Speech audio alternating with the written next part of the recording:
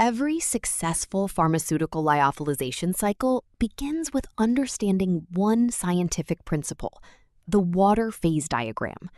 It explains how temperature and pressure control the behavior of water, making freeze-drying possible.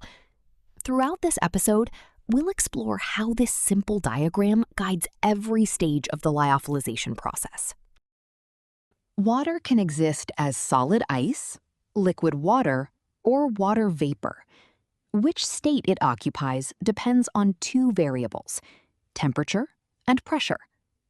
By controlling these conditions, pharmaceutical freeze dryers direct water through the different stages required for successful lyophilization.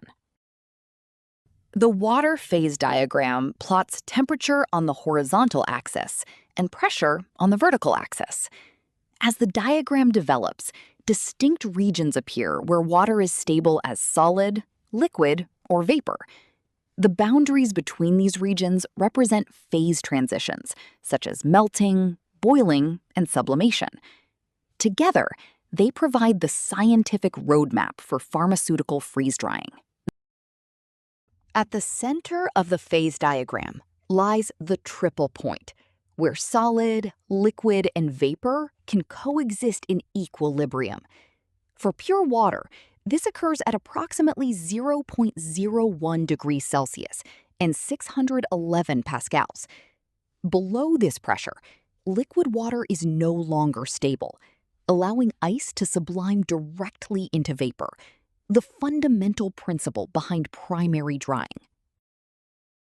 Once the product is completely frozen, chamber pressure is reduced below the triple point, while the shelves supply carefully controlled heat. Instead of melting, the ice sublimes directly into water vapor. As drying progresses, a sublimation front moves through the product, leaving behind a porous structure that allows vapor to escape before it is captured by the condenser.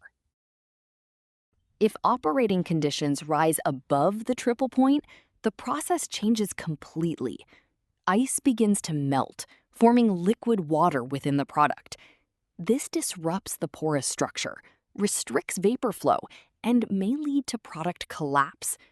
Maintaining conditions below the triple point is therefore essential for successful lyophilization. Modern pharmaceutical freeze dryers maintain the precise conditions required for sublimation. The shelves provide controlled heat, while the vacuum system maintains low chamber pressure. Together with the condenser, these systems continuously remove ice as water vapor, while preserving the structure of the dried product. From freezing to primary drying, every stage of pharmaceutical lyophilization follows the same scientific principles. Whether developing a process in the laboratory or manufacturing at commercial scale, the water phase diagram provides the foundation for selecting safe and effective operating conditions.